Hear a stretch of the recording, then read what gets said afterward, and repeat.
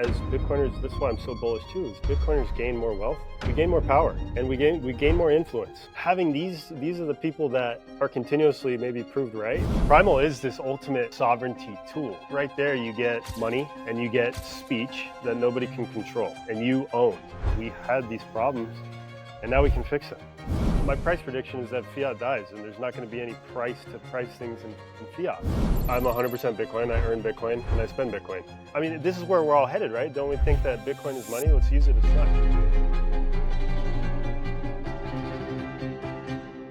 We made over $2,000 of Bitcoin, 2,003,000 sats just from having a baby. I love that. On Nostr, which is hilarious and amazing. I love that. Yeah. So extrapolate that on that. Like, explain for the average person, what you're building and what's happening in these different recesses of the world. There's these things going on that a lot of people just really aren't privy to. Like we said, I mean, they're not in this landscape, and we are all caught up in this fiat world at some point. So what are you doing? What are you building that you can make an assertion like that, I guess? An assertion that we got $2,000 worth of Bitcoin on a social media post. Yeah, so I'm helping build Primal, which is kind of like Web3, if you've heard that buzzword a couple cycles ago. It's actually you on the internet, you own your identity and your content. And now with Bitcoin, the two open protocols, Primal is built on Nostr, and it works so well with Bitcoin. And you can earn Bitcoin on your posts. We got a wallet right in Primal that you can send and receive Bitcoin to. So it's like this easy way to transact value on the internet, which has been sorely missing from the internet and philosophized since day one. How are we going to do micropayments on the internet? And it's here today. And I can't believe it's not super viral already. I mean, it is in the Bitcoin community. We all know what's going on. But, and I think every single social media app will come after these zaps, which is what we call the micropayments. Like Rumble is adding a wallet to their app, and I think it'll be all over. X wants to be the everything app, but yeah, at Primal, it's already there. And it's built on decentralized rails that nobody owns, which is beautiful. It's incredible. It really is incredible. Yeah. And because you get a lot of there's a lot of apathy in Bitcoin, or people that are getting antsy and anxious right now. Right. And that was where I was going with this earlier too, where, we're all humans at the end of the day, and people come for the number, go up, and they stay for the freedom. But that's what drags people in regardless. And even if you're in Bitcoin, you can't help it. You're human. So you're always looking at that marketing number. Hey, what's Bitcoin's price at? And so it was like, hey, how do you start taking some of these other angles of, Bitcoin's never going to go to millions. Again, kind of this angle of what we were just talking about to a degree of until people stand up and actually vote with their mouth, vote with their feet, vote with their wallet, vote with their social media platform, whatever it is. We have all these ways to vote now. It's not just pulling a lever at a voting booth, obviously.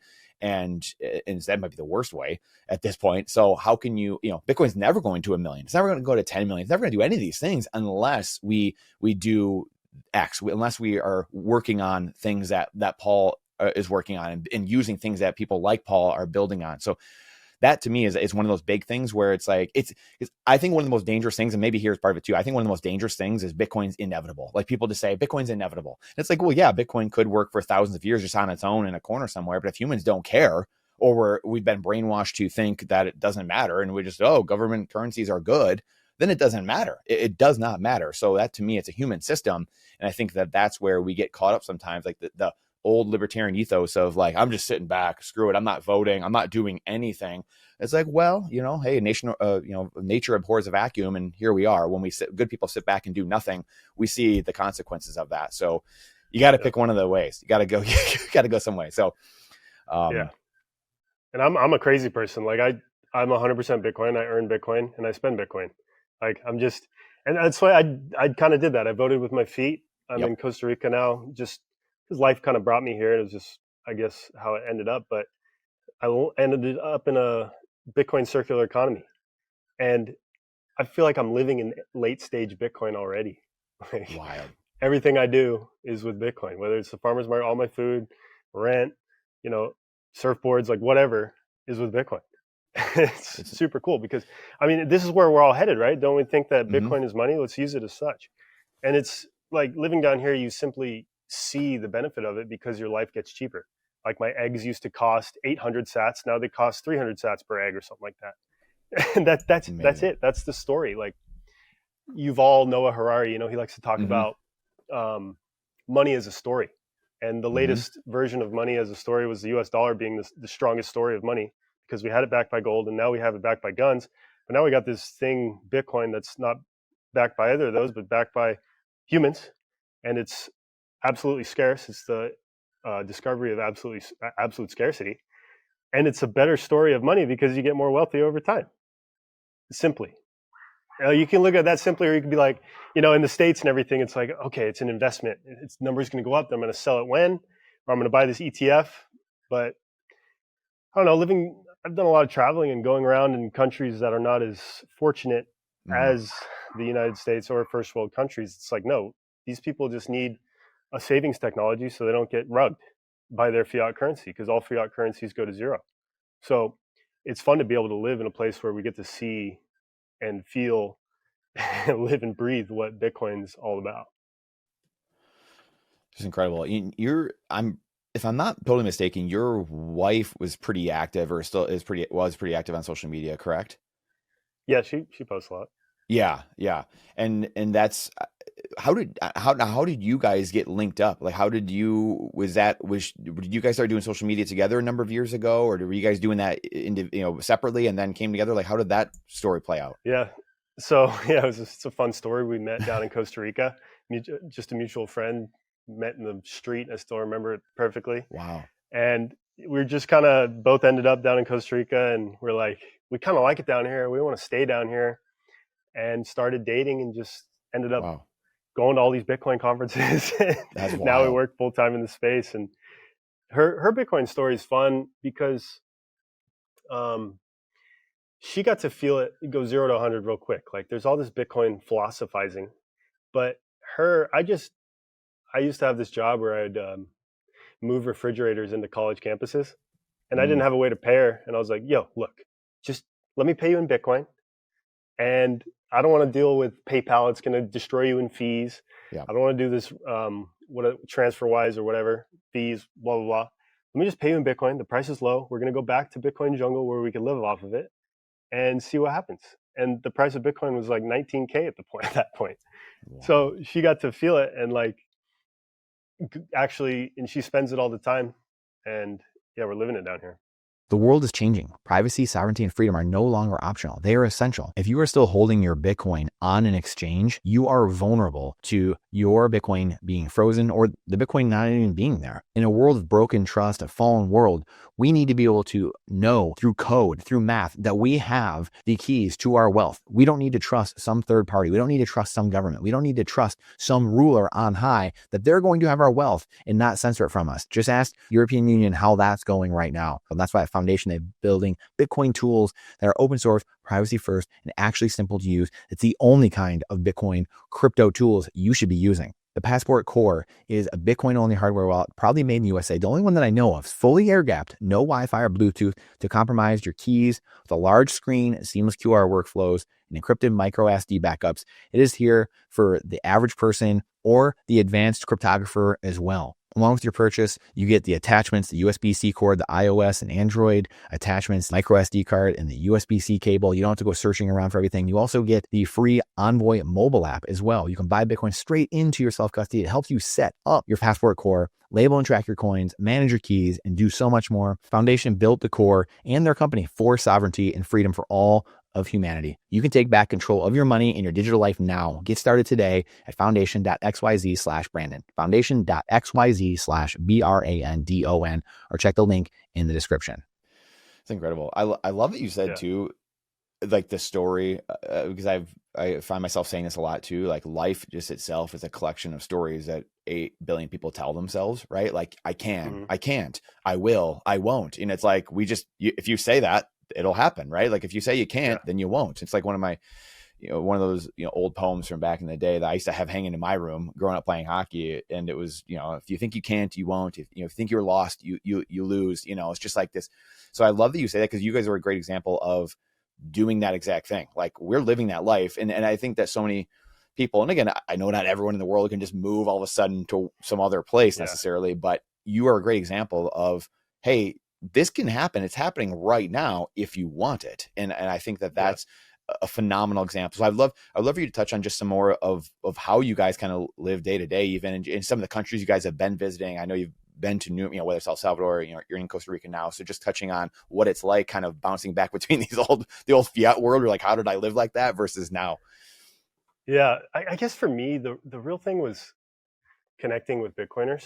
That's what, there was almost like this little hole in my heart, say it like that. Yeah. I was looking for work. I got like a graduate degree in organizational psychology, and then kind of just started looking for work in the acting and modeling field, and never found like a deep connection with any humans. So, and then when I got to El Salvador in 2021 for the first Bitcoin conference, I met Bitcoiners, and I was like, oh, that's what I've been missing, like this deep human connection. And I mean, you can find that anywhere locally in the world now, especially with apps like Orange Pill app. You can just go look, find Bitcoiners near you. And that's like a regret that I didn't get involved earlier. And like now, yeah, we've been all over the place. It's fun because we don't really own much except for Bitcoin, the surfboard back there. We rent the house, whatever. We can go anywhere. And there's like a degree of freedom to that I absolutely love. And yeah, it does feel, out of all the places I've been, that this is the place where it's happening the most, even a little bit more than El Salvador, because of here was grassroots, like literally boots on the ground, orange pilling vendors before it just kind of caught on like wildfire, and we built more tools. And there's something to that, having it come from the grassroots as opposed to top down like El Salvador and whatnot. So, yeah. It's funny you mentioned Yuval Harari as well, because I was thinking of, again, obviously, what was that, 2020, 2021, 2022, the big, you'll own nothing and be happy, you'll rent everything, stuff like that, right? And this big push that, really, most people don't even realize that they've been doing this for decades. It's not like that wasn't like something new in 2020, right? Like it was Agenda 21 initially, like 10, 15 years ago. Like it constantly changes this agenda that these huge global cabal organizations are running, and whatever the intelligence programs running in the background.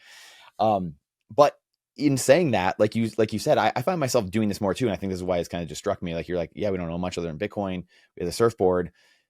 Do you think they know us better than we know ourselves? Because I was a real estate guy. I grew up playing hockey, then I got into real estate for 10 years, and I've sold a lot of my real estate, and it went into Bitcoin, stuff like that. I'm like, this is just easier. Like this world's a mess. I'm not owning real estate right now. Yeah. And I find myself being like, oh, maybe they did know a little bit more about where the world is going versus than what we thought. You think about it, like we're these complex monkeys, right? But we started as hunter-gatherers, and it's not like our DNA is much different or our brain's much different.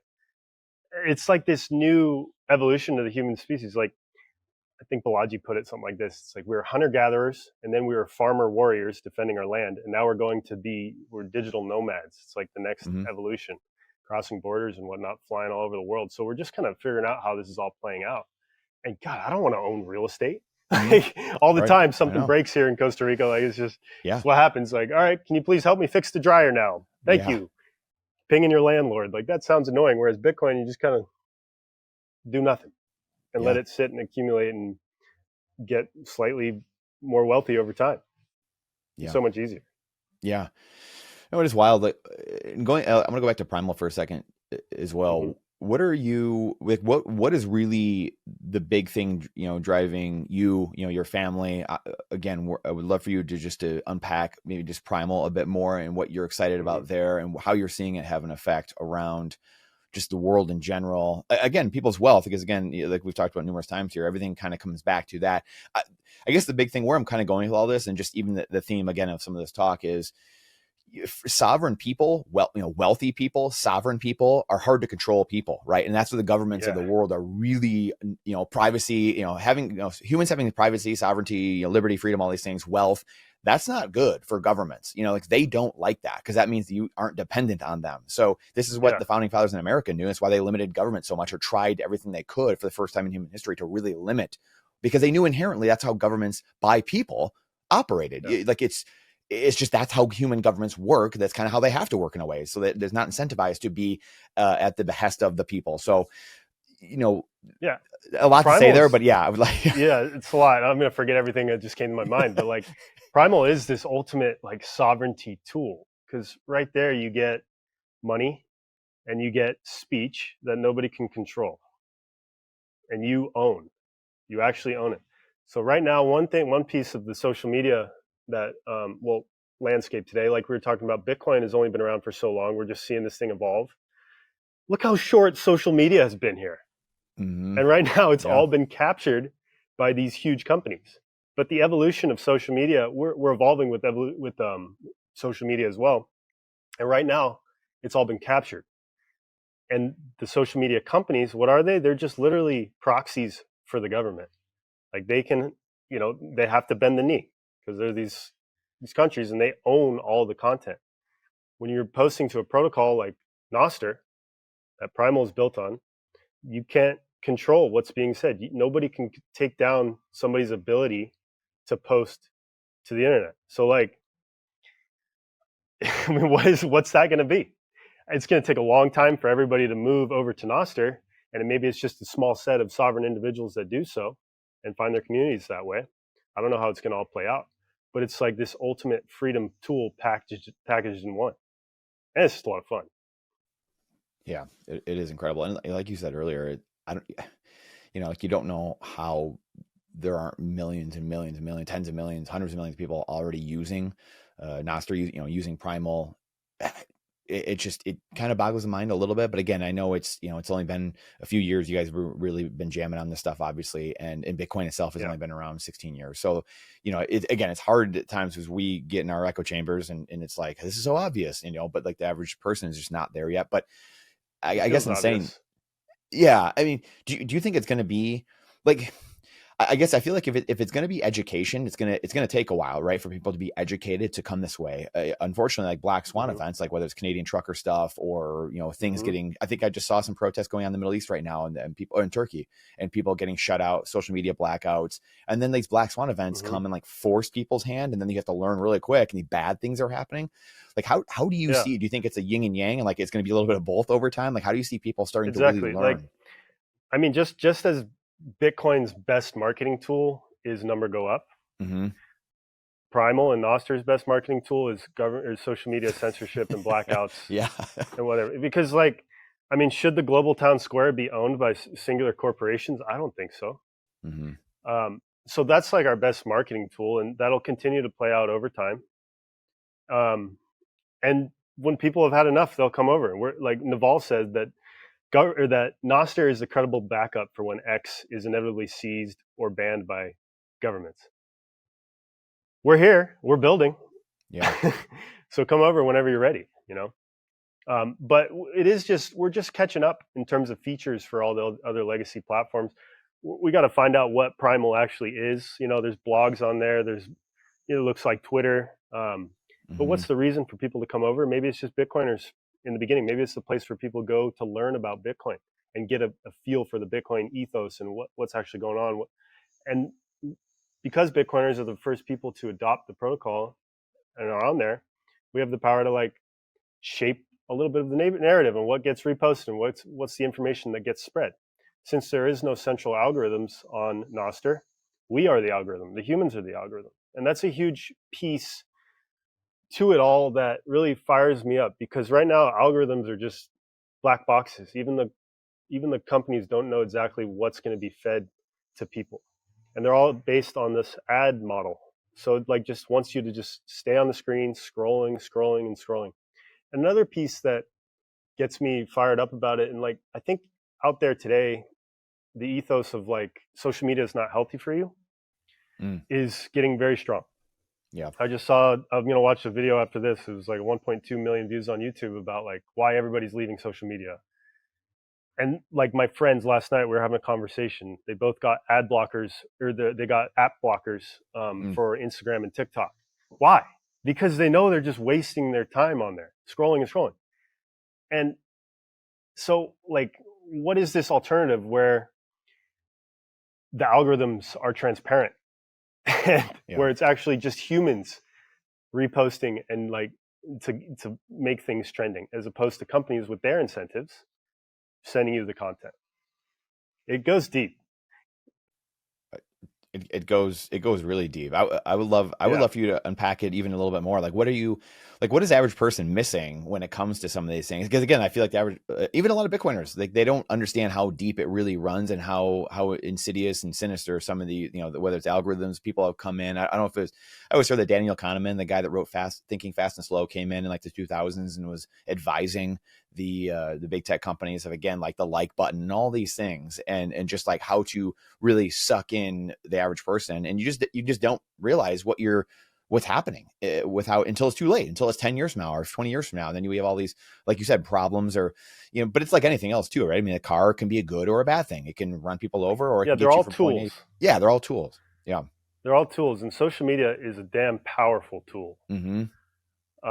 And it's a shame that they're all captured by these, like I said before, by this big tech that's got their own incentives. So yeah, what Primal, we're focused on building a tool that maybe like my goal for Primal would be for people to get as much information as quickly as possible, then leave the app and go touch grass. How do we do that? How do we make an app so good that people will pay for it and get the information they need and be able to leave and go do real world things? Like these things suck us in so much, and it's not healthy for us. So how do we build a healthier social media? And that's exactly what Bitcoin did for money. So I think Nostr can be a healthier social media, just like Bitcoin is a healthier money. What did Bitcoin do? It took what it learned from gold and digitalized it in the digital age. So Nostr, all the apps built on Nostr are learning, or have at least the ability to learn from previous apps what made them good, what made them fail, or what made them like unhealthy or addictive, Mm-hmm.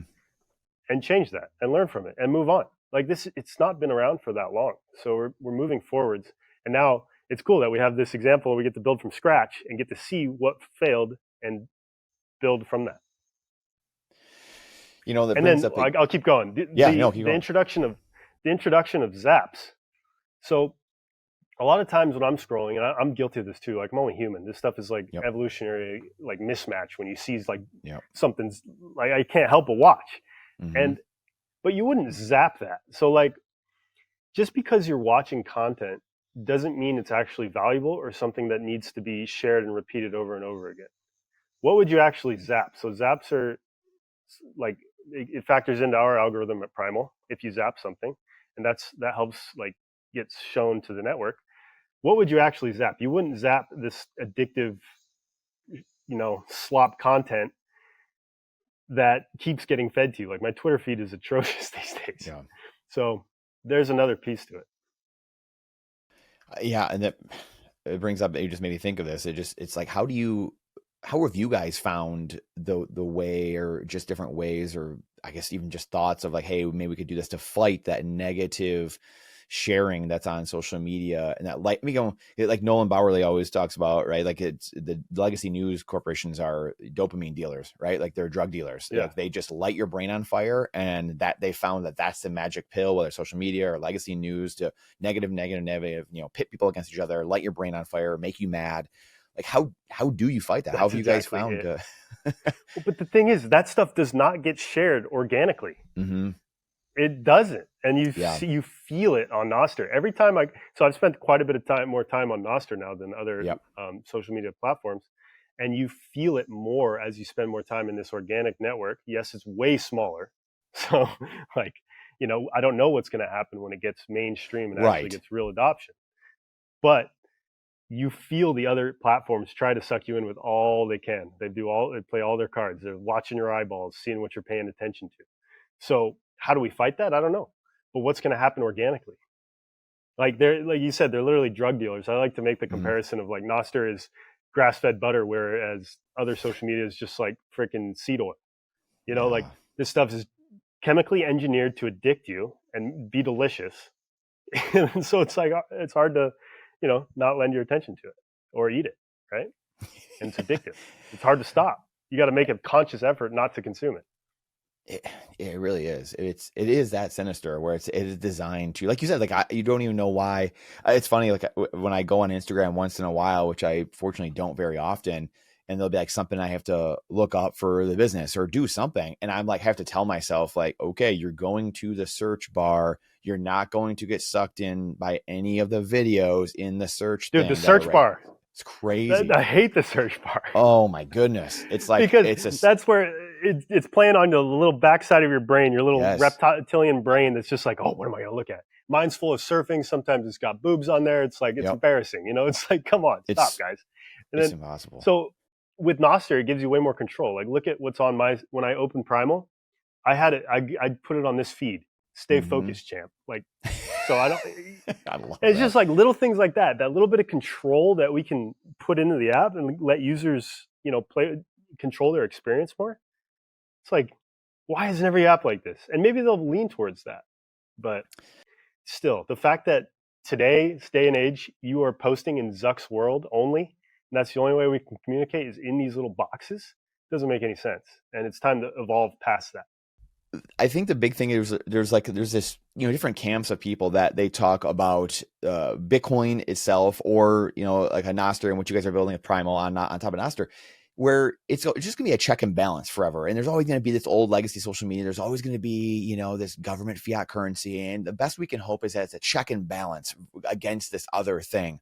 What positive vibe or a positive hope can you give the average person that, hey, we're going to make it, guys. We're going to pull the other 97% across the finish line, and Bitcoin will be the only money someday. And it's and we will be using Primal, and everyone's going to be using Primal and these other clients that are only on this freedom platform. Like what sense do you get, maybe even the growth over the last few years, like what kind of positive information? Because I know some Bitcoiners, you get these fights where like they you know, you get in the doldrums, you get negative sometimes, you're like, oh, it's never going to happen. So what have you guys been seeing just in the background over the last couple of years as you've been building? I mean, it really does come back to the human, and this is just it's a long-term game. Like, it makes so much sense to me. It's like, come on, guys, what are you doing still on these other platforms? Like, let's go. Come on over. But how we're going to do it, I have no idea. We just have to be there for when people are ready. And slowly but surely, it's going to become more and more obvious. And it's just a matter of being there, being ready for when the waves come. I don't have anything incredibly bullish or optimistic to say, but besides that, like, we're here, we're not going anywhere. And it's getting better by the day.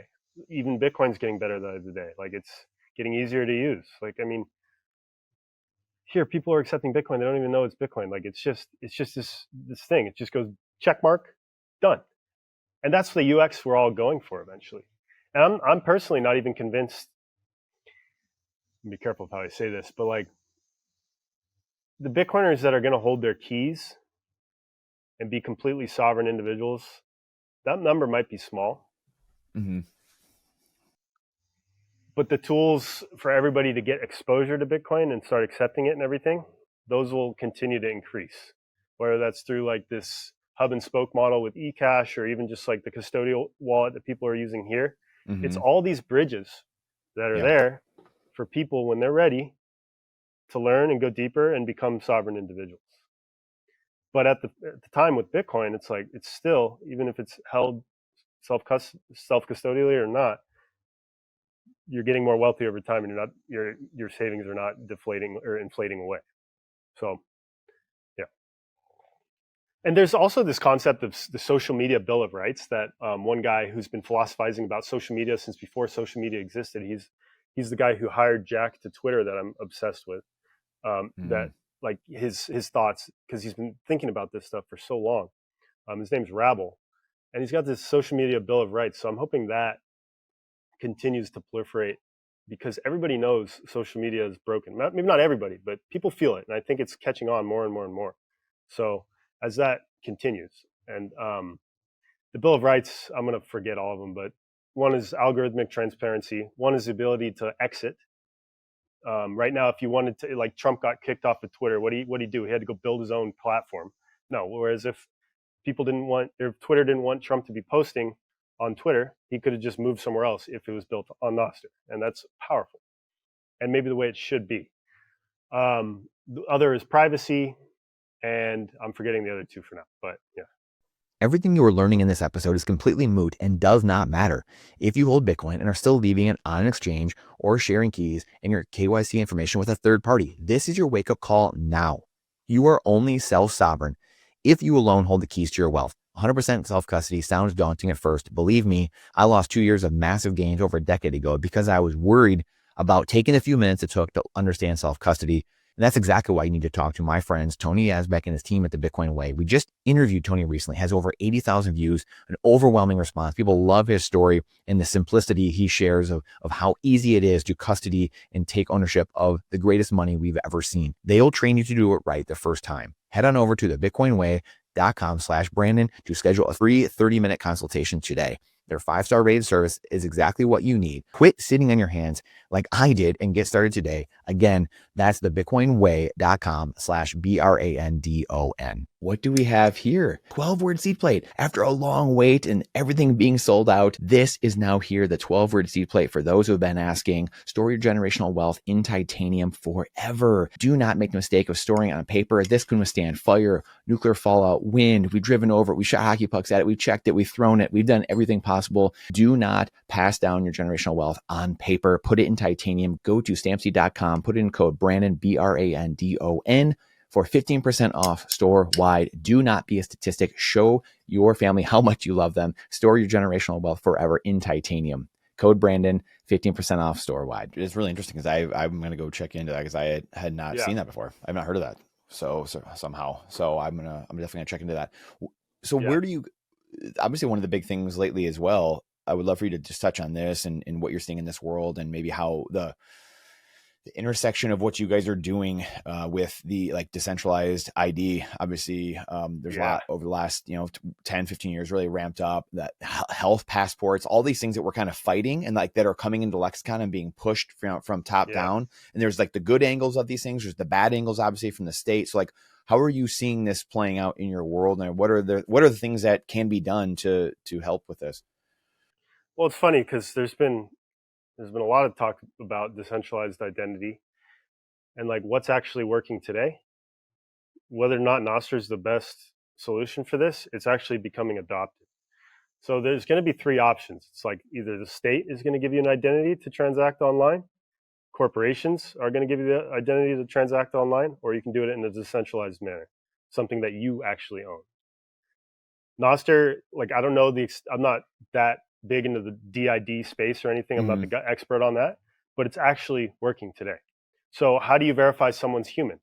What if someday in the future, like you have these trusted accounts, they're the people that verify they're human, and maybe you go collect verifications from other people. There's one option. So it's really interesting, especially as AI is going to continue to explode. You're not going to know what's real, who's real online and whatever. These verification sites is one way to do it. Or you upload all your eyeballs to WorldCoin or whatever. So, there's a lot of different attempts at it. And I'm not, that's like, is Nostr and Primal and these sovereign individuals, is it just going to be a small section of the internet? Or is it going to be, how big is it going to proliferate? I don't know.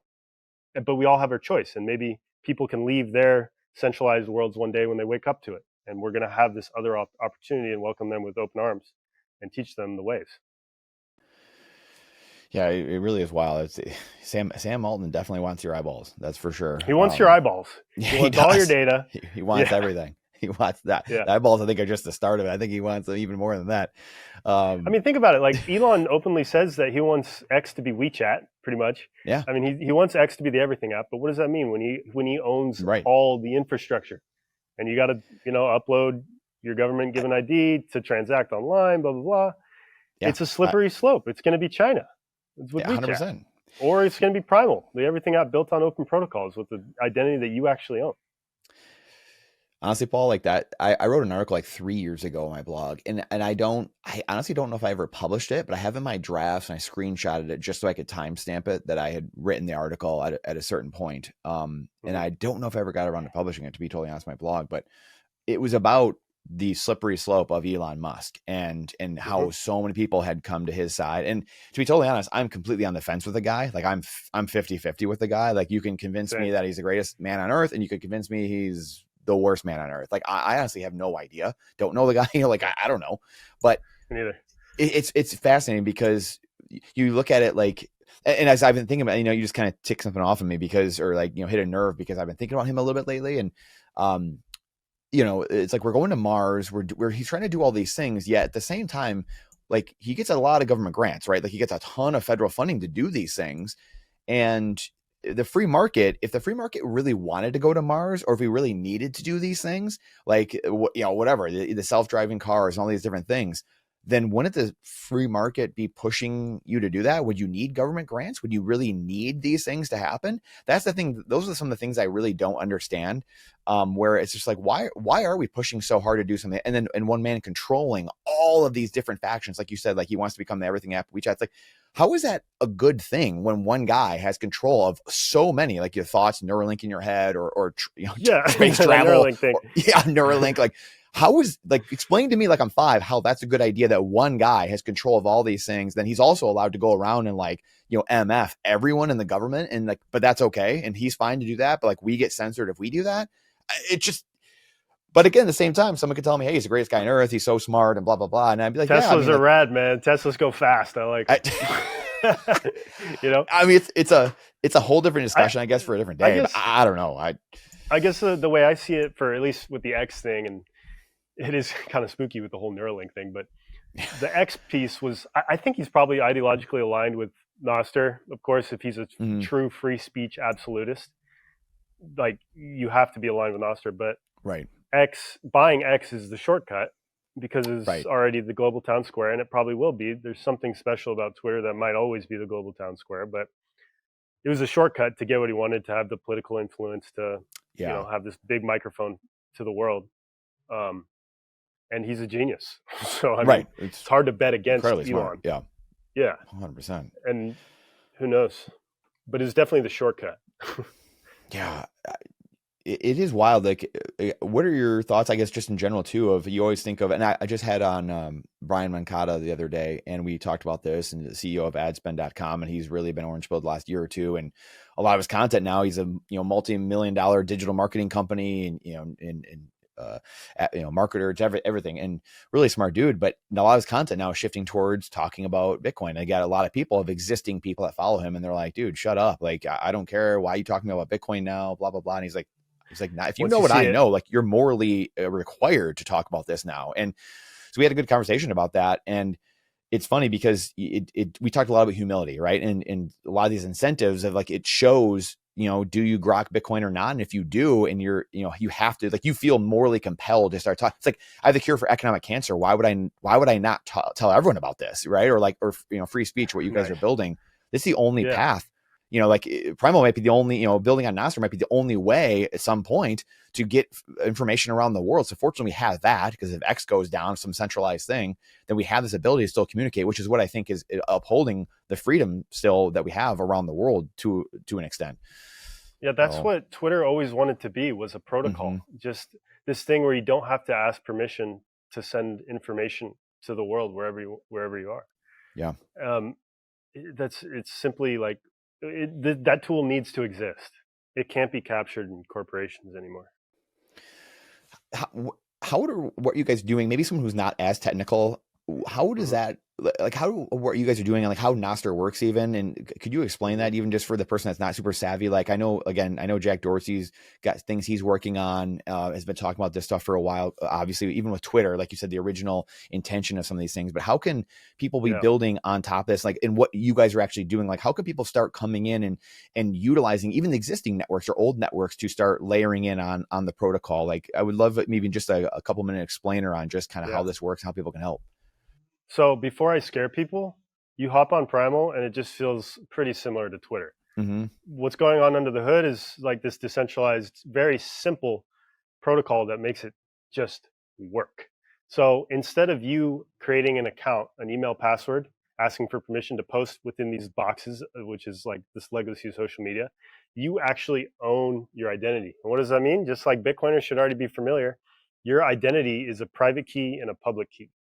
And then what makes Nostr decentralized is you post your content to relays. Relays are just servers. So every time you make a post, it goes to multiple relays, which ensures decentralization and therefore censorship resistance. So your content won't go down. And it's just about that simple. And if you're a guy that's saying things that might get you banned on other posts, there's like ways to do it where if you want to host your video on your own, you can just host it on your own, and people can go access that information.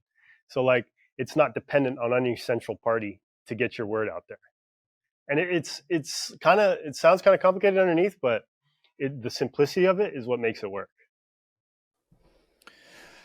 So how can people come help you guys? Like, how can people build on Nostr? Like, are there things that you guys need help with on Primal? Like, how does that work? So that's the other beauty of the whole ecosystem, because it's all open source, because it's a protocol. If somebody makes Nostr better, we win. We can implement a feature. So at Primal, our job is to listen to the users and what do they want, right? They say they want live streams. So we just built live streams into the app.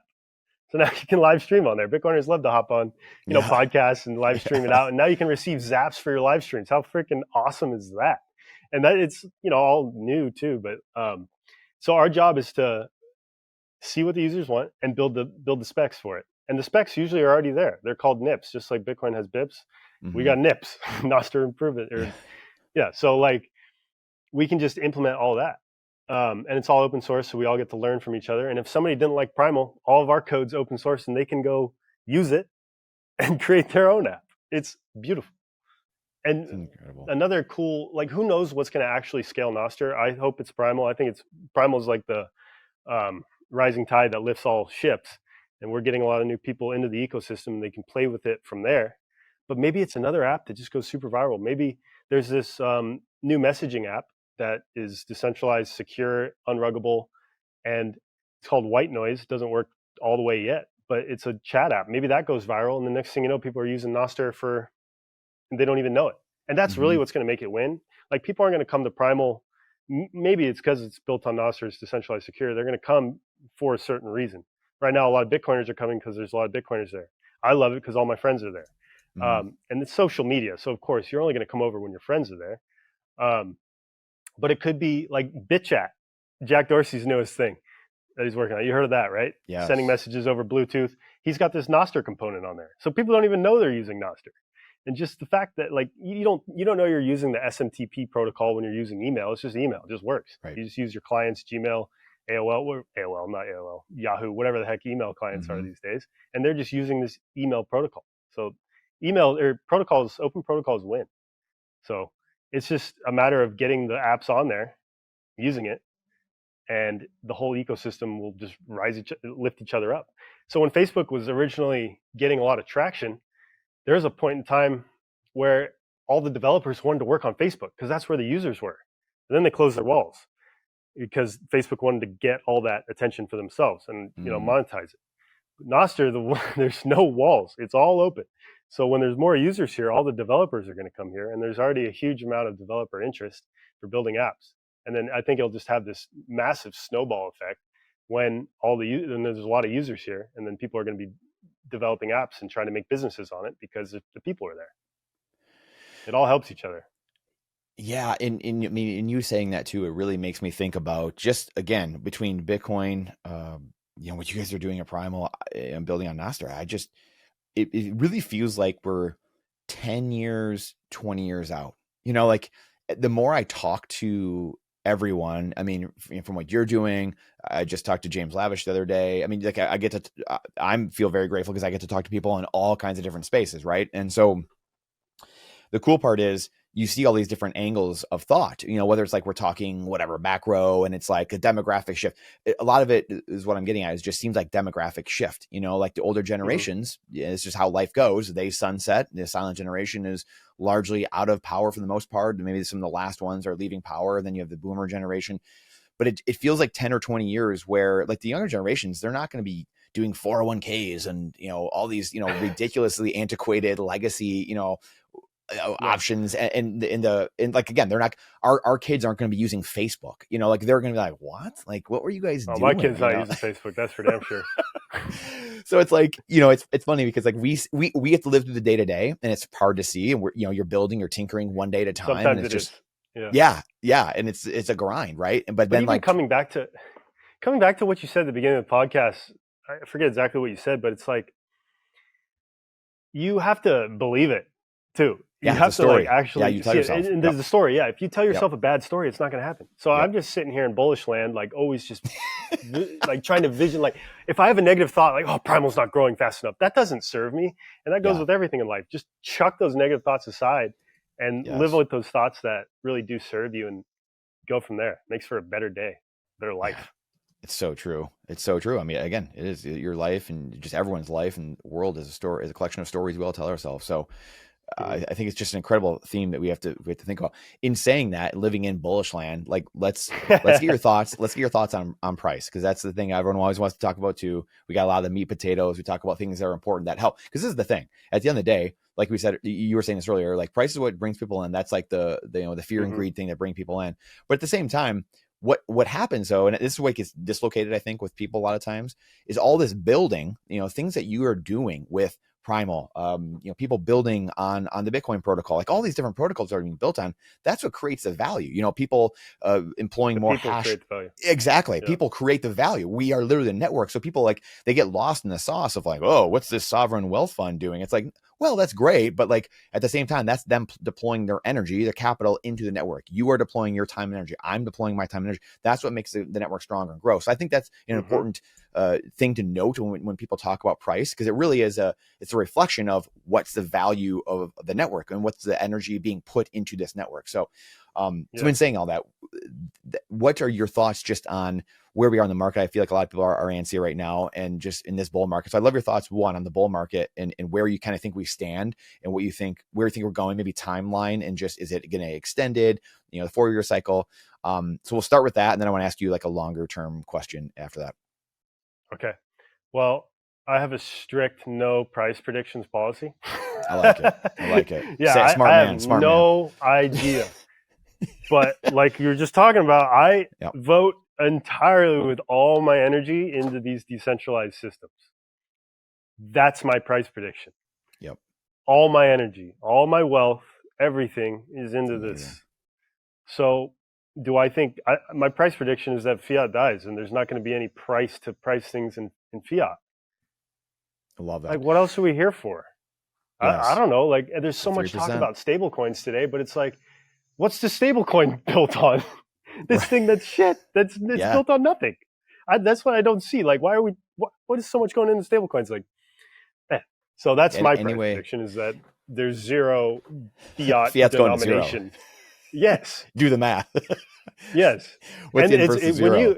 That bullish land this la land that I live in has completely changed my life. And this is why I think, Bitcoin does a lot of work to you, because without even a significant amount of Bitcoin, I just was like, screw everything. I'm leaving home. I'm confident enough because I own my wealth and nobody can take it away from me. I'm going to go search for a better life, search for a meaningful life. And just that confidence, how Bitcoin works on the soul, is why I'm bullish on Bitcoin and therefore bullish on humanity. Like, I don't know what we'd be doing without this tool. And if somehow it doesn't work, at least we got a band of brothers that we community. Spend upon. We got community. Yeah. But yeah. And ironically, that's the number one thing in a survival situation is community, right? It actually isn't Bitcoin or food or water or even or gold and silver. It's community. It's who you know around you to shore up your weaknesses. So that's a very understated thing that we don't talk about probably enough. That's why Bitcoin community is so important. What you're doing in Costa Rica, obviously, and people going down there, living down there, going to conferences. These things are very important, extremely important. Yeah.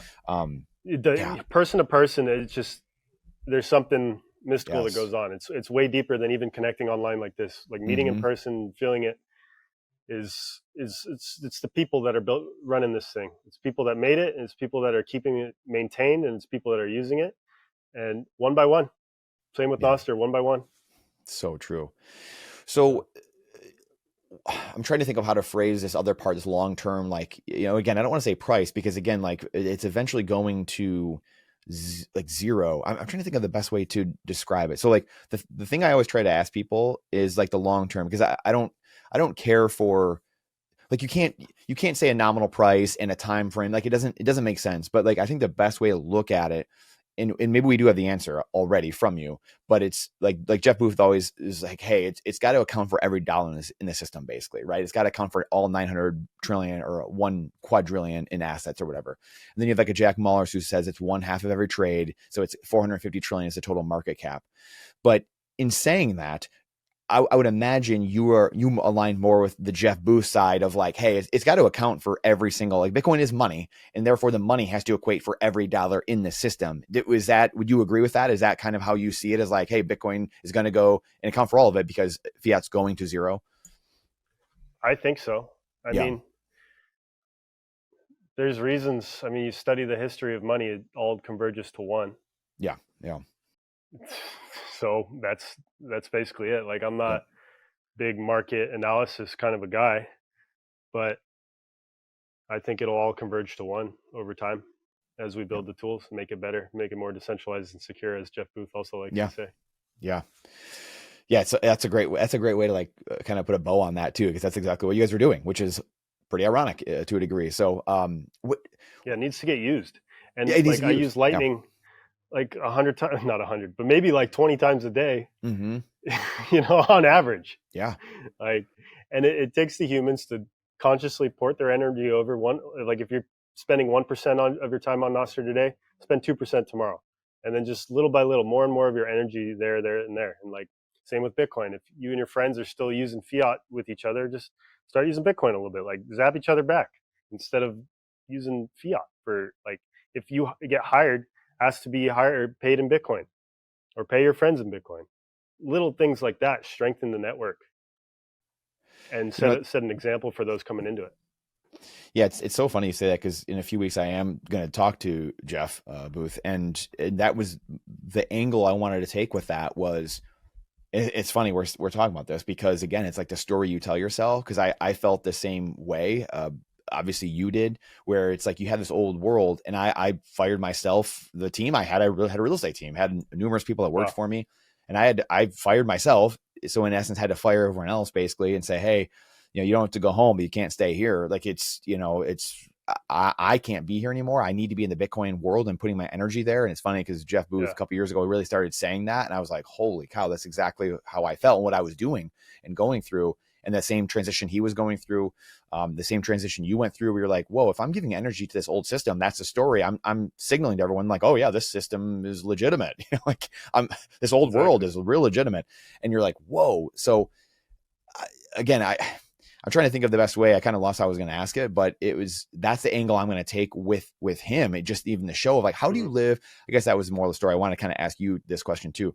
Like, how do you, because again, the average person is like, well, I've got a nice job here. I've got 3 kids here. Like, everyone has a story. Again, they tell themselves of why they can't do X. They can't go live in Costa Rica, or they can't live on a Bitcoin standard. They can't, there's some reason. Oh, it's taxes. Oh, I've got that my accounting and cost basis. So it keeps them from making that switch and putting their energy fully in the new system. So I guess, what is your word of advice?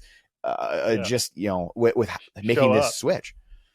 Show up, go support Bitcoin businesses, go support conferences, go find local meetups and meet people and strengthen the network.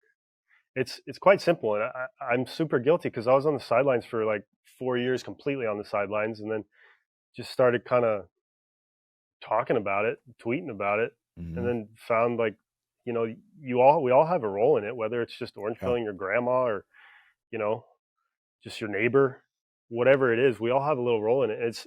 And actually, even with Nostr and Bitcoin, of course, it's the hand holding, like when you're onboarding, priceless. So much different than watching a video and just following the instructions, being in person doing it. So true. Yeah, it's almost that simple. Yeah, it really is. You touched on, I want to segue really quick back to, we talked about the, you can stream now, stuff like that. I would love for you to just unpack that for an extra second. Like, that really piques my interest. Like, I've been trying to figure out better ways and learning Primal even more, because I love it, and just getting more consistent with using it, putting our content on there, and spreading the content on there. Because I know there's a ton of people. I know a lot of Bitcoiners, again, that they aren't on anything else. They're not on Spotify. They're not on YouTube. And so it's like, hey, how do we provide more content on the platform. There's numerous guys that do a really good job of it. Obviously, Lynn writes a lot of stuff on there. Walker has a ton of stuff, a ton of content he puts on there. And I really admire those guys for doing that. So that's the thing. Primal's job too. We got to make the experience. We got to catch up to YouTube, to Twitter, and that's on us. That's how we see our role, and that's how I see my role. I mean, I'm obsessed with this thing. I love that.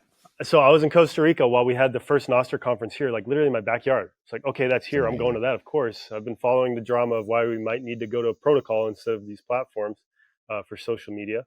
But yeah, it's on us to make better tools. Like, it's hard to post large videos on there. They don't play very well. So yet you can't start a streaming event from Primal. You can do that with other apps, which is also really cool. The fact that if you start a stream on what's called zap.stream, you can see it in Primal, you can see it in Fountain, you can see it in other Nostr apps like Amethyst and Nostr.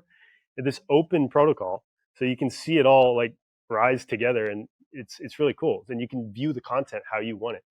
But yeah, it's just a matter of consciously getting more of your time there. And maybe there's some tools that we need to make it easier to cross post, because the masses are still on the other networks. We don't want to just go too far in a corner. But until that corner just becomes the place to be. And maybe it will be the place to go for new people getting into Bitcoin, where you hop on, you get a wallet, you can use the thing right away, and you see what Bitcoiners are thinking and post about, and you get to learn.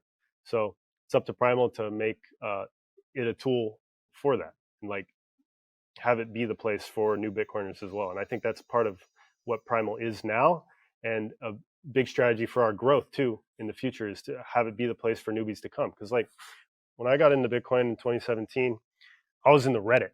It's like going through all these Reddit threads. And then it seemed like the conversation really moved to Twitter. And now it seems like the conversation's moving to Nostr. And look at Jeff Booth. He doesn't post at all on his Twitter anymore.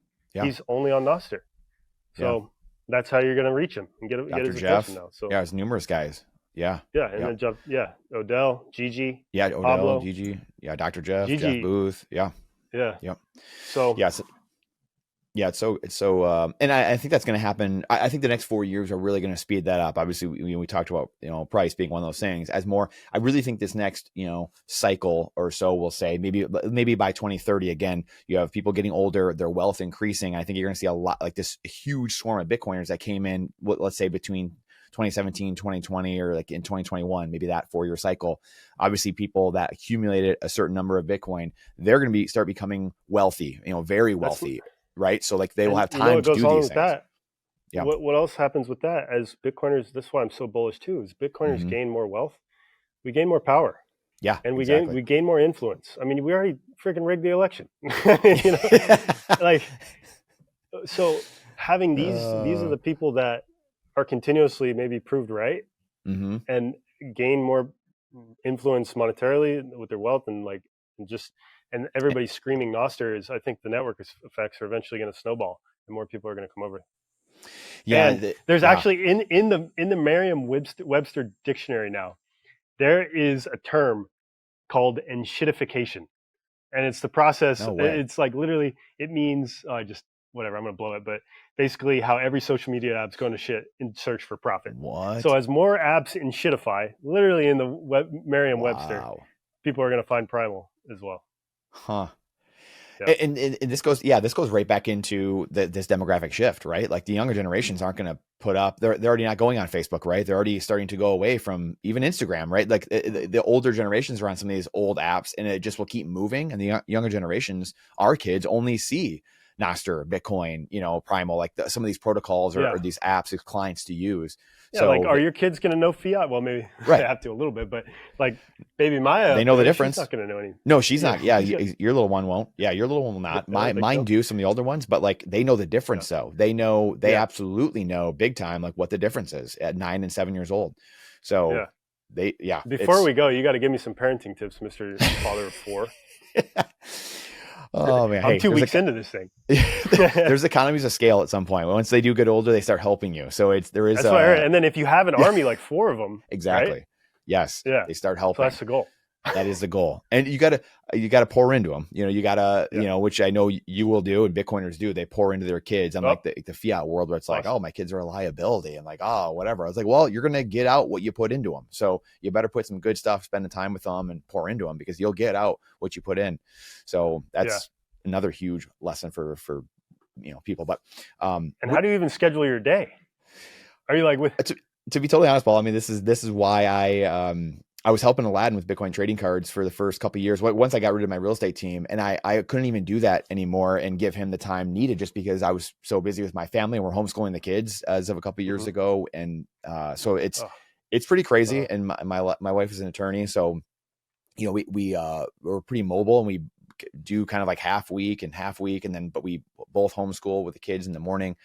So it's a challenge, but it's the greatest challenge, obviously, right? Like it's you get to spend tons of time with your kid, and one of us is always home with them, stuff like that. We just didn't want them sitting in cinder block walls for 8 hours a day and not going outside for a couple hours a day, and getting radiated by blue light and right, radiated by blue light, or one or two of them have to go to daycare and program and other it's just like why am I letting other people raise my children type of thing.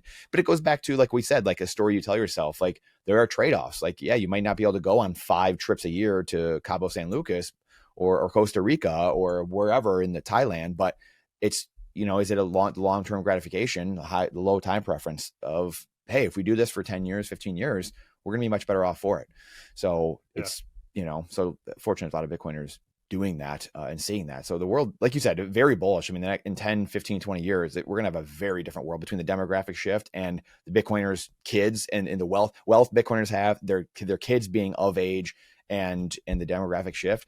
It's a very bullish time. And we live through the day-to-day now of just kind of like, how does everyone not see this? But how do you see it playing out though? Do you see it as like this fragmentation? Is like us are going to be like in a corner somewhere, or like little nodes, little citadels, or whatever you want to call it, little like friendly countries around the world that we can go, and there's this other like land where it's just not that? Yeah, that's a great question. I mean, I do see it fragmented, but I think that it's, I think bad thing. I've said this for a long time, really 15 years, probably 20 years, but bad things are going to happen. Worse things are going to happen until it gets better, unfortunately. And until people really wake up. It's kind of like all the things we talked about today, right? More black swans. Like some of these things are going to happen where it's like, hey, these bad things happen because we've made these choices for so long going the wrong direction. Like again, this is a different talk for a different day, but I truly believe that like fiat money is evil. Like I believe that there's good and evil spirits, around the world every day fighting 24/7. And if you choose one side versus the other, you get the ramifications and downstream effects of that choice. Yes. So you choose evil, you choose fiat currencies that literally are evil by nature, stealing and theft. Similar to you, like, the only thing I ever pictured myself doing after learning about Bitcoin was like, this is the only thing that seems like meaningful and worthy of my time to give my energy to. Like and it's not going to be every human. Every human has like this other thing that might call them. Like I used to work for Paul Saladino, and he's like big in this diet thing and health and everything. It's like, that's his calling. Yes. My calling's this. And we need like people like me and you to do this whole thing and talk our asses off forever and just keep making content about this magical internet money. Literally. So it's not going to pull everybody the same way, but it doesn't. And that's kind of one of the things too. Like I think about a lot. It's like, how do you talk to the average person? That's what I was talking to you before. Like, how do you talk to the average person, and how do you peel away a couple of percent of society and appeal to each different person, each different situation, right? Like everyone's literally in these different situations telling themselves these different stories. So how do you reach them and pique their interest and say, like there's something there. Like we all came to it in different ways. So how did we come and find it? How did we, like, why were we inclined to see Bitcoin and have the light click and see Nostr and like these different things? Like, why did it click for some people and why doesn't it for others? And I guess, I mean, a piece of it for me is like, I guess because I went 0 to 100 in Bitcoin, like I graduated from grad school and I was like, how am I going to get rich? I'm just going to put all my money in Bitcoin. And I understood compound interest. So I was like, okay, I'm never going to sell. It wasn't much, but like, so I was already 100% Bitcoin. So it forced me down the rabbit hole. Yeah. So, and then once you start learning about it, but not everybody has that same skin in the game. Like before, you had a bunch of real estate and it's like, that's how you're going to make your living. That's what you care about because all your attention is there. If like currency is attention, all your attention is on real estate, then you might not see the Bitcoin piece, or you might not want to see it because you're going to be wrong.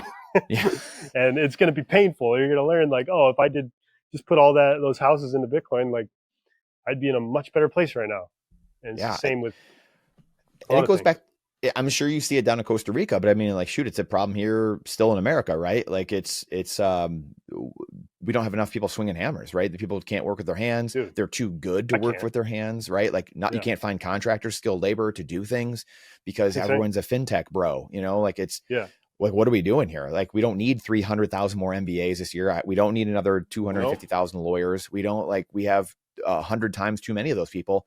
And that's that humility part where it's like, we've gone so, this is where I go back to the Elon Musk thing. Like, we've been incentivizing and giving grants and all these subsidies for people that, like, why are we doing that? Like, going to Mars is cool. Don't get me wrong. I wanted to be an astronaut when I was a little kid, but why exactly are we going to Mars? Like, what problem is that solving? I don't know what it's solving right now. Like, is that solving, like, homelessness here on Earth? Is it solving, like, I don't know what it's solving. Why, what is, so you kind of go down this road of, like, the free market's just continually not able to tell the market where people are needed because we keep subsidizing and inserting ourselves into the market through these subsidies and different, whatever. So now no one knows, like, oh, I didn't know we needed, 100,000 more skilled labor across the country. We, where it's just, we're so backwards, and you can't, how do you, unless you, like, again, get off that Titanic and get onto the life raft and humble yourself and realize my job, like doing Bitcoin podcasts, shouldn't be, hopefully won't be a thing 10 years from now. And, like, I have to understand that. I'm hoping it's not a thing 10 years from now, but it's like, you have to be okay with that. And I stopped playing hockey. I retired in my prime because it was long-term thinking. Like, hey, I can't keep doing this. I'm going to keep getting hurt. And I want to be, working when I'm 40. I want to be able to, like, think and play with my kids when I'm 40. And again, I know a lot of people that it's like, nope, it's all I'm doing. It's what I was born to do. And it's like, guys, we got to have some humility here and realize, hey, maybe it's the world telling me I'm needed somewhere else. And I just think we've completely lost the plot with a lot of these things. Yeah.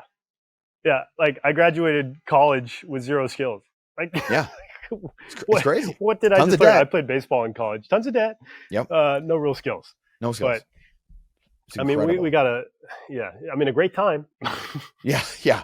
But the experience of doing business, like, that's everything. It's incredible. What do you, really quick, I was going to ask you this earlier. What do you, so, because I've had people, ask this over time. I've heard people ask this, like, what's the difference, really quick, for someone who's like, oh, hey, like, I've got Signal or I've got Telegram, like, give someone a quick rundown of how and what you guys are building at Primal and how that's different than, what Signal or Telegram or some of these, well, Signal's got encryption or, like, so I would love for you to kind of just break that down really quick, just for the average person. Okay, I'll try, and it won't be perfect, but I do have a Gigi quote. And if you don't know Gigi, he's only on Nostr. So primal.net/Gigi. Go find his wisdom, go find his website, and go read about it. Amazing.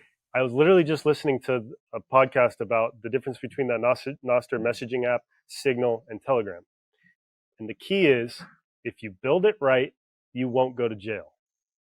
Why did the Telegram CEO get stopped in France? Because there's backdoors. It's basically that simple.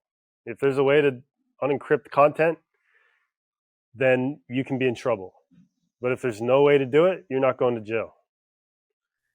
So it's about that simple. Yeah.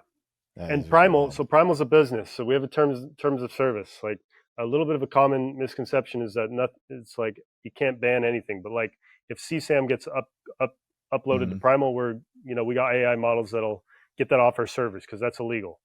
So, like, but the key with Nostr is that we cannot take away, because we don't know your password. We don't know your private key. We can't take away anybody's ability to post.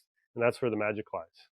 So whereas we may have to be compliant one day for little pieces, that's fine, because they can just take their audience somewhere else. And there's nobody, they can spin up their own freaking Primal because it's all open source if they needed to. So if you build it right, you're not going to jail. That is very good to know. Yeah, that is very good to know. What are your thoughts? So again, this is one of the other questions I want to ask you, and we just kind of went around this whole thing, which is great. The banks freezing assets in the European Union and they got the CBDC they're trying to really push there, obviously, and that's all kind of coming to a head here, I believe, in the next month or two, and they're really trying to push the stuff. And again, they're trying, we had bail-ins, in Cyprus, like 10 years ago, 12 years ago. Now we've got it coming again, and they're trying to take their citizen savings. That's the world, the dystopian world that people are going down. Like, how do you guys, with Primal, what you're building, how do you see yourself as a part of that fight of giving liberty and freedom to help people that are around the world? Because this is a global thing. This is not just, it's America or someone else. Like, this is a global thing that's coming for everybody. Yeah, well, like, if shit hits the fan, we're here. There's Bitcoin. You can take all your wealth and secure it privately so nobody can take it from you. It's that simple. Now you have a voice that nobody can take from you. And you can get an audience without asking permission. And there's this tool that exists now to spread information without a corporation being in between us. It's beautiful. The corporation that owns and controls the distribution and can silence people. So, like, I think all of this happens naturally, like nature gave us Nostr, nature gave us Bitcoin because we had these problems, and now we can fix them. Like we saw in the COVID times, and everybody's getting censored and whatnot. Why? Because all the information was going through these third parties that had an agenda that had to bend the knee to governments. No longer. So this is just like the natural evolution of these things. As we figure out problems with our systems, we create better ones. And we're going to have to, what's that Bucky quote? It's like, we need to obsolete those old systems. You can't improve the legacy systems. You need to just build systems that make them obsolete. That's Nostr and Bitcoin. Yep. And we can have fun doing it. Yeah, exactly. It's not just like this dark pirate world. No, we're just like, you go on Nostr, what gets zapped? Me having a baby. People building their farms out in the middle of nowhere. Yeah. There's a huge like permaculture scene on Nostr, and people are like, "Oh, look at my harvest today," and everybody's like, "Oh, nice." It's amazing. It's just like you can live in this doom scrolling world, or you can just come bloom scroll and see the. Don't you find that like all the Bitcoiners are all optimists? Oh yeah. It's funny because I have people tell me or talk to me, and they're like, hey, I hope because again, this is what I generally talk about really for 25 years of my life. I'm again 39 now, but it's since I was young, and it's like, don't, whether it would be my grandmother or someone, like, just, don't worry. Like these things, your kids like, well, someone's got to worry about it. Like clearly no one's been worrying about these things. That's why we've gone to hell in a handbasket. So like, I have great hope though. We have great hope because we actually have an answer. Like we have an answer now. Like, we're the guys with the answers. Like, none of you people have answers. You're telling me to vote red versus blue. Like that ain't an answer. Exactly. No, it's not. You need to build a new system. Oh man, it's just absolutely wild. Man. Fun time to be alive though. That's for sure. It really is, Paul. Honestly, like this is what a time to be alive. We get to kind of go through it again. Like my one hope is that I'm trying to think because we're going to win because we're going to put in the work and the effort. It's only inevitable because there's enough of us who get it and or will die on that hill, and we will see it through. And that's why it's inevitable, because we have truth on our side and there are people that will fight for truth, and we're recruiting more of those people that see it. My thought is going forward, and I don't know how much time you've given this thought yet, with only two weeks ago becoming a father, but thinking down the road of, will our kids get it? And it might not be even our kids. Maybe our kids do because they're closest enough to it, but maybe like our grandkids because this is I go back to like George Gammon has had this debate with Jeff Booth numerous times. I've debated with Gammon on like Spaces numerous times, like years ago, 2-3 years ago. And his thing was always, I get what you guys are saying, but his belief was that like another fourth turning from now, like say 80 years from now or 100 years from now, humans would keep making the same mistakes. And he's like, well, tell me how I'm wrong. Like we've only shown the same mistakes. We just keep making over and over because, say it's our grandkids. They didn't go through the Canadian trucker event. They didn't go through all these things. So now it's like, oh, it's just so easy. You guys want some utopia. Like how are humans going to learn and have the hard, truths and wisdom? So do you have any thought on that at all? Because I've gone down this road numerous times, and that's my one thing where I'm like, how do we, it's going to be Bitcoiners are going to figure out a way to really hard code that hopefully into human beings going forward, but we got to figure out a way. I don't know a way yet. I don't know if anyone does, but. Well, there's that whole cycle throughout history of like centralization, decentralization, and things become better. We start trusting each other, then maybe we start trusting each other too much, and you centralize and it fails. And so that's a fantastic question. And just with the rate of technology, who freaking knows, man? Maybe we don't even need the internet. We're just all become Amish again, and It's so funny But- you say that. I've thought that. Yes, I've had this thought many times because my mother's Yeah. even joked about that. She's like, between you and your father, you're driving me back to the Stone Age. Like I'm going to be Amish at some point. I'm like, well, I mean, Dude, so yeah, it's coming back to maybe some truths. Yeah. Like we're humans, we're animals. We Yep. need to live off the land. We feel better when we're outdoors in nature. fulfilled.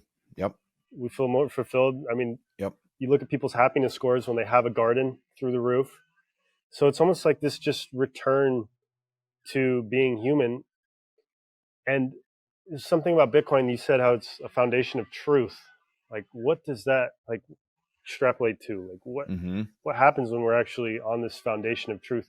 Are we going to be able to communicate better with other monkeys and other nations? Is this the thing that's going to bind us together? That's my optimistic view, is that we'll be able to talk to each other and cooperate and trade better with each other when we're all on this foundation of truth. We have a movie about Bitcoin Jungle coming out pretty soon. It's called Hummingbird. You can find it at primal.net/hummingbird, our trailer. But it kind of makes that case. The whole premise of the movie is that there's this ancient prophecy that the eagle people is how it's defined. The people of the north are more technology focused, and the condor people like more spiritual people of the south, are coming together. And it's prophesied that would come now if we put the effort into it. And we argue that Bitcoin is this medium of reunion. And we argue that Costa Rica, in the movie, it's a really good story, is the place where that's happening now, where these people who used to live off the land and these people like from the north are coming here. There's a lot of expats here. And now we're on this similar playing field with Bitcoin. And I think, it's my hope that humanity does get bound together and trust each other more, because we're going to be on this foundation of truth, which is Bitcoin. It's like the first piece of verifiable truth that we came up with, really, Yeah. What does that do to all of our brains? Right. And I think this is where I go back to, and maybe I love your thought on this too, where you have a lot of the, I empathize with both sides, and it's tough because you have like the number go up status, right? Which I empathize with. I'm 50% of that. And then the other 50% is like revolutionary, like don't let the government get their hands on Bitcoin. Well, it's like, well, you got a Trojan horse somehow. I got to get inside the walls, guys. Like, let me in. No, but even just that, like, how else do you unify humans unless they have the same incentives? And if they all are incentivized to have number go up too, right, then that's like good operating software. Exactly. So and it's built on truth. Figure out how to make this system thrive, because we all have skin in the game, and we all need this thing to thrive so we can take care of our future generations. And maybe it does lead us to this hippie wonderland of we don't need money anymore, because we all trust each other now. Yeah. And because it does, if we, at the end of the day, this is where I go back to, because again, I empathize with both sides, like whether it's the cypherpunk side, like don't let governments, stay as far away as possible. And also like, hey, the Trojan horse has to get inside the walls somehow to defund the government, start changing them. Because it's like, at the end of the day, if we believe Bitcoin is what we think it is, and it stays, like you said earlier, like Jeff Booth, stays decentralized and secure, and we uphold that, then it should do what we think it will do, to this whole point of it will start changing all humans who interact with it, right? So therefore, we would have to believe it starts changing government, because government is people, a group of people inside that government, right? So if they're starting to get changed, like all of us, then hopefully, like you said, the end goal would be maybe it's some type of more communal, thing, or where 8 billion people can communicate better, and we don't need money someday, or something like that. Again, I know it's utopia on Earth is a hard thing to think about, and we're not saying that, but it's like how can we get to another, like a type 1 species, right, where it's like we can communicate differently because we're not stealing from each other day in and day out through fiat fake currencies, right? So exactly, well said. Trying to sum up that's our what we're here for. Talk. Like, don't you guys get it by now? Come on. It only took us an hour and a half to get there. Come on, guys, like this is easy. Man. My normie friends, and like everybody in the States, you talk about Bitcoin, it's kind of cringe, right? Like they just think you're just this guy who wants to get rich or something, right? But no, it's like, guys, we need this thing to get us to the next place where you guys all want to go. Or like, there's a lot of hippies out here that think, well, it's like fiat money is the actual evil. It's not just money is evil. It's fiat money is maybe the root of all evil. And that's why we all have this negative connotation towards money. It's like, yeah, I want to just have this local circular economies where we can just trade and barter with each other, whatever. But how do we talk with people outside of our thing? Like, how do we get the resources that we can't have locally? We need money for that, obviously. Yeah. Yeah, no, I couldn't agree with you more. I mean, I think that Did I lose you? Okay. I think I couldn't agree with you more. I think fiat currencies are the root of all evil. It's, you know, it's the love of money, not money itself. Like you said, money is a tool, you know, it's all money is. It's neither good nor bad. Mm-hmm. It's just a tool. And because we've blown money up and it's not actually money, it's a currency. Yeah. It has a lot of evil ramifications. It has a lot of, I always look at like the oil spill, like we create this oil spill up the river. So it's like, well, of course you're going to have all these downstream effects because we chose to, you know, punch a hole in the side of the building and let it flow into the river. Like that's on us. Like we chose to do that and let that propagate and happen. So you're going to have a hell of a time trying to, you know, siphon everything 10 miles down the river. And like, well, my plants aren't growing well. It's like, yeah, like you fertilizing your plants now, you're doing dumb stuff, trying to fix a thing that isn't going to change because upstream, there's 10 miles of, you know, oil flowing down. You got to stop the thing at the root cause. Like you can't, you know, and even the root cause of that is probably high time preference thinking. Yeah. Like, how can I solve a need for now and not think about 100 in my future generations, my grandkids, grandkids. It's 100%. All these decisions we make. And that's again, having this Bitcoin thing get to the root cause of maybe what's wrong with humanity is just that simple piece of thinking long-term. We've lost that. It's like, how do we, and even just down here, the way I like to think about it is like, maybe people will stop eating the seed oils and Coke if they realize that they have money that's going to actually go up over time, make their families more wealthy and secure in the future. Maybe they won't spend their money on bullshit and make them unhealthy or like pleasure in the moment in terms of like, as opposed to just saving. That's my thesis. I couldn't agree more. Community is the number one most important thing in a survival situation. And newsflash, you're human, so you're in a survival situation. October 10th through the 13th is your island retreat. Camp Nakamoto, brought to you by Mass Adoption. I will be speaking there. Nellie Brunel, Mark Moss, Larry Lepard, David Foley, James Lavish, BJ Dichter, Luke Broyles, Michelle Weekly, and many more will be there to have fun. Lots of games, activities, Kettleman's Feast, crab bakes. There's going to be everything you can imagine in this beautiful part of Northern New Hampshire. We look forward to seeing you there for 15% off tickets. Gentile 15, Gentile 15, Gentile 15. There's only a couple dozen remaining out of the 100 plus that were available. So get them now. We look forward to seeing you in October. In saying that, real quick, what is your? I would love your quick thoughts because I know you stay in shape. You're very active. Just, you know, health, very health conscious. What is your daily just regimen? I guess what are you guys usually eating? You know, your activity. What does that usually look like? Yeah, so every morning I go surf. That's for so many reasons. That's just the best way to start the day. You get your grounding, you get your sunlight, you get your exercise, you get your community. It's all a lot of fun. Yeah. I do go to the gym every once in a while, but I really hate the gym, but I have a good gym habit. So if I don't get much movement, I'll just go to the gym and show up and move a little bit. Yeah. And then we just eat real food. I've gone through waves with the diet thing. I've been kind of strict before. I've been not strict. And right now I'm not strict. I just eat real food. And then I can literally go buy food at the farmer's market with Bitcoin and just eat that here. So eating local and seasonal is probably, it's not even probably, obviously that's the way we're supposed to eat. What's growing near you? Beef is always in Pretty season. Simple. Yeah, just eat real food and you're going to thrive. Be outside most of the day. I'm outside now. And the way my house is set up, I'm outside most of the day. So I'm getting light, which is one of the biggest inputs on our biology all day. Your circadian rhythm is super important. So spending time outside is essential. And dude, I can't even stay up past 8 p.m. here. It's insane. There's something about Costa Rica. I don't know. That just locks you in the circadian rhythm. So that is crazy. It's funny because I work in tech now, and I think that's the most hilarious thing. What do you do? I work in tech. I just chuckle at that. As a guy who doesn't even really like tech, I think I don't want people to be on their phones, on their screens very long. But at the same time, the tools we have right now are just, they need fixing. So it feels like my calling to be here and working on Primal. It's incredible. Yeah. It's incredible. Are you guys doing anything with Orange Pill app or anything? Or is there any type of, thing you can do with them or partner with them at all? Or is that Yeah, so we actually did. We were doing like some co-marketing. I think we're going to keep doing that. That's right. Okay. We gave everybody in the app. If you haven't checked, there's a message there with 2,100 sats for y'all. Yes. And it's cool because Orange Pill app is going to make events. Their events on there. They're going to make it a Nostr event.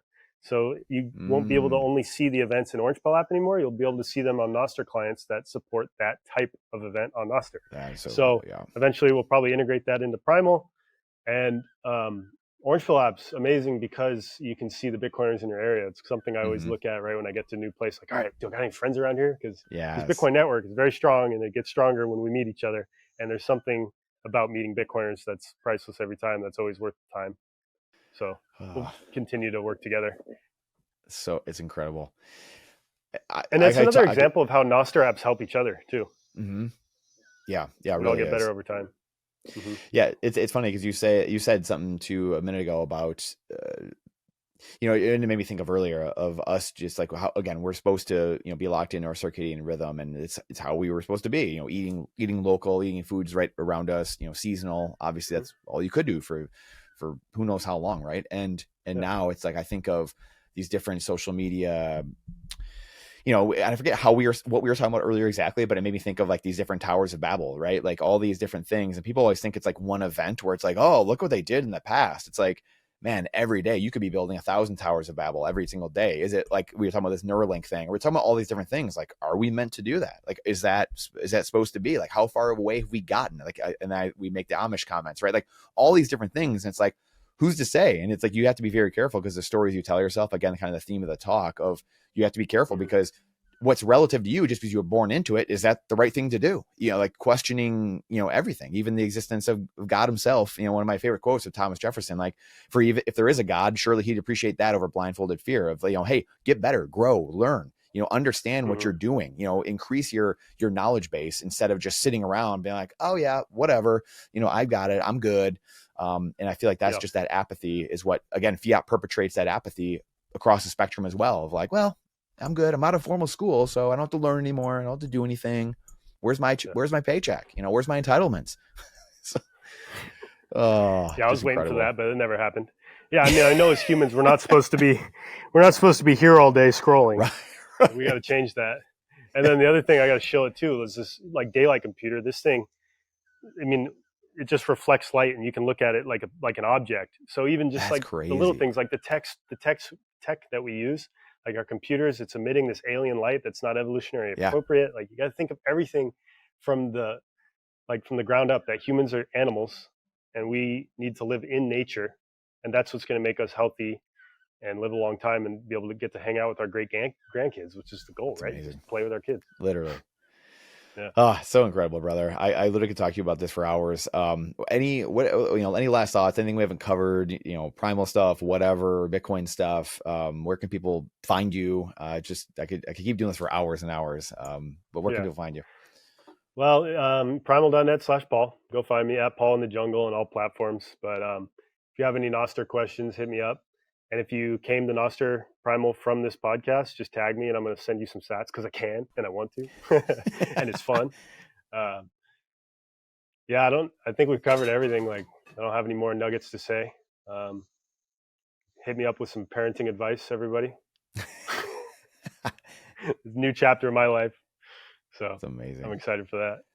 Yeah, Godspeed to you guys. That's incredible stuff. Mr. Paul Keating, thank you so much for joining us here today. Incredible story, incredible work you're doing. And I look forward to seeing you again, brother. All right. Thanks, Brandon.